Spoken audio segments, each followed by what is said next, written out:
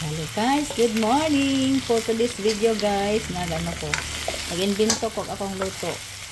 Chicken adobo pero gilagyan ako ng carrots o patatas. So, wait lagi hapon guys no. Yeah. Kunya akong invento guys. Kuan, sumuman ng adobo ra gyud na puro chicken. Yan naman ko yung available nga po anang patatas o carrots. So, kung na lang di butang guys no, diba?